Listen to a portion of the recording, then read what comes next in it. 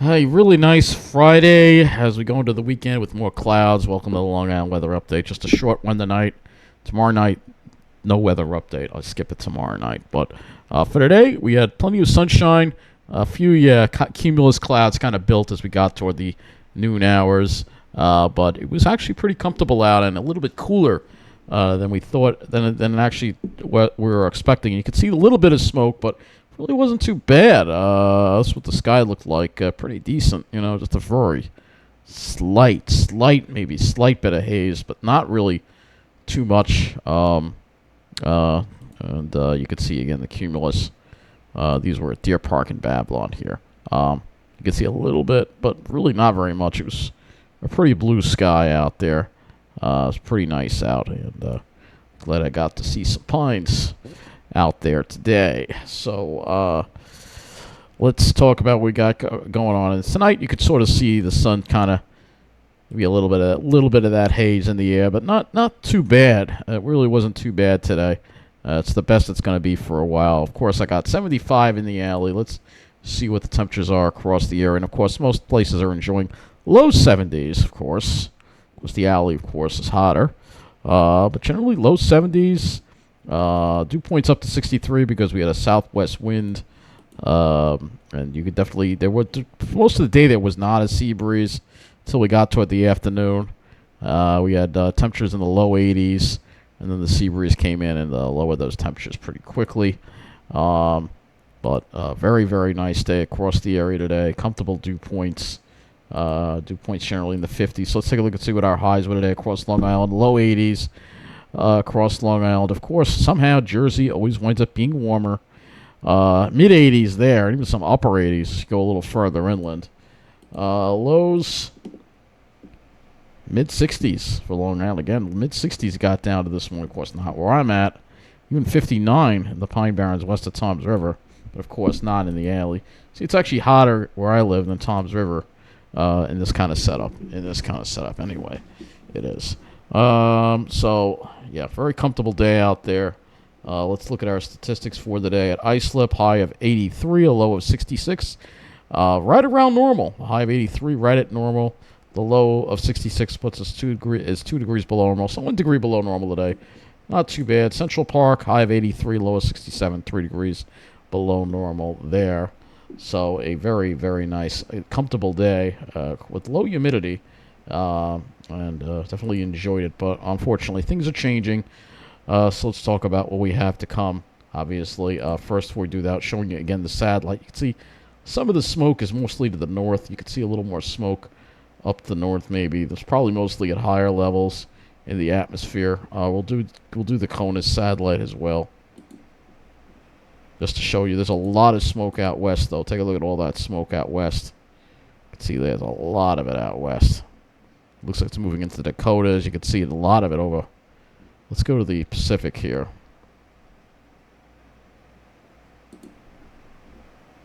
Oh, it looks like we got a big wildfire now in, looks like Southern California, a really big one right here.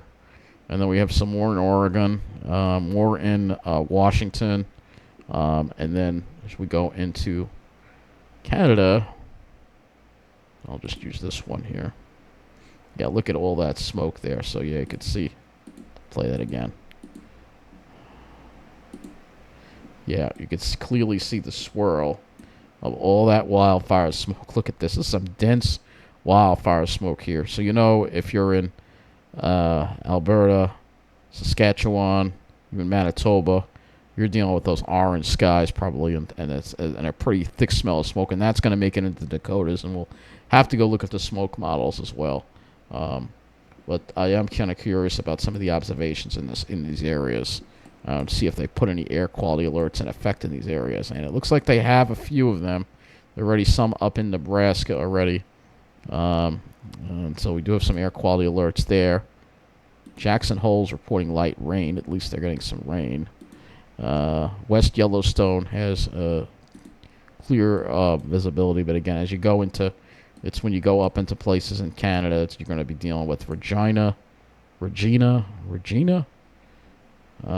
sure how you pronounce that. No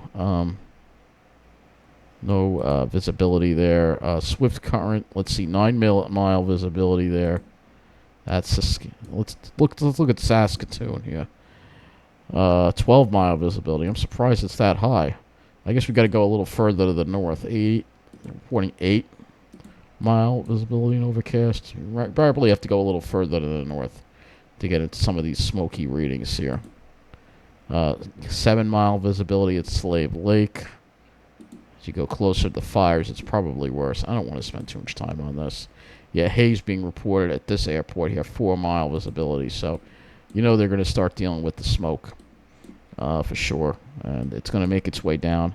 Hasn't yet made it down to North Dakota yet. Bismarck's still reporting 10-mile visibility, but could be some smoke in there. I'm going to have to punch up the forecast for that. Bismarck, let's go ahead and just punch up the forecast for that. Bismarck, or North Dakota. Nope. Oh yeah, Bismarck. Here we go. So let's see. Not really calling for any smoke. So we're leaving that out. But anyway, let's get to the models. Talk about the weekend here. I'm only going to cover the weekend. Now we have a stalled frontal boundary off to the south. That's going to start working its way back north. There's a little bit of a wave of low pressure. It's going to throw some clouds our way. That's all we're going to have to deal with. You can see there's another front here that's going to kind of moving in from the northeast. It's going to kind of wash out over us, and that'll sort of push some of that moisture south. So most of the weekend should be dry, and we shouldn't really see any rain at all as a result of that. So let's go to the HRRR model now, and we'll first look at the precipitation. So you see maybe it's got a spot shower possibly over New Jersey, but very little anything will happen. And then for Sunday, we get another push of dry air, though. The HRRR keeps trying to build like some instability showers, and you can see toward the evening on Sunday. So, yeah, it could be a sprinkle, an odd sprinkle or a shower. I really don't think we'll see that. So, here's your dew points and wind flow. So, we start off with the west wind tomorrow, which is going to mean it's going to be warmer tomorrow, I think, than today, but it does become south. And you can see relatively the humidity still stays fairly low tomorrow. It's Sunday that we start to see a little bit of a surge in the morning. And then, yeah, the HRRR doesn't seem to want to push to have that dry air coming at all. So Sunday we could see a little more humidity. Of course, the models might differ on this. But if you're in northern New England, in Maine, you won't have to deal with too much of that humidity. Temperatures tonight, we're going to probably drop into the 60s again. Of course, not in the alley, but, those of you who don't live in an urban hellhole apartment like I do can open the windows and give your air conditioner a break, but not me. Tomorrow, it's going to be a little bit warmer probably, upper 80s to maybe close to 90 in Jersey, mid 80s for Long Island, sea breezes in the afternoon, and then not dropping as much tomorrow night, and then Sunday will also probably turn out to be quite warm as well, so similar temperatures. Again, cooler on the South Shore where there's a sea breeze. We can look at some soundings, and we'll just show you there's going to be a lot of high clouds around tomorrow. So you can see that right there. A lot of high clouds. So it'll be a junky sky tomorrow, not like today. That's for sure. So let's just go to the GFS. I'm just kind of curious if the GFS does anything different with those dew points. It brings them some of that. Yeah, it really doesn't. Actually, yeah, it just washes out to the north. We really don't get into that really dry air that if you're up in Maine and upstate New York, you're going to do it. But for us, we're probably not going to see. It'll keep the humidity from getting too high, but it's not like going to be as dry, I think, as today, generally. So let's just look at the skies here on the RGEM model, which I'll use. And here's the RGEM. So you can see plenty of high clouds for tomorrow. And then Sunday, we'll start off with clouds, and then we may have some more sunshine toward the afternoon. But again, it won't be as sunny as today. Now, the last thing we'll look at is the smoke. So we'll do vertically integrated smoke here and see if we're going to see any more haze in the air for the weekend. So it looks like it's going to be going into the Dakotas for the most part. And it does not look like it's going to be making it into our area, luckily. It looks like it's staying mainly to the west.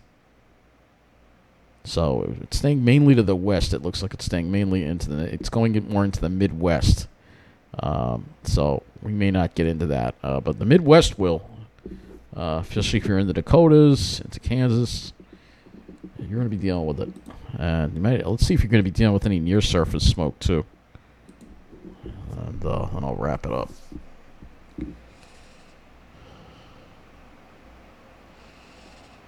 Just waiting here. So let's see if we got any near-surface smoke makes it into the United States. And it looks like it does. The Dakotas, definitely, as we get towards Sunday, we're going to start seeing some of that smoke. Yeah, look at that. It's going to get funneled down into some of the, maybe even into Arizona. That seems to be where the troughing is setting up, so that's what's going to bring it down. But fortunately for us, it does not look like we'll be dealing with it. So, anyway, have a great weekend, and thanks for watching. I'll be back on Sunday night.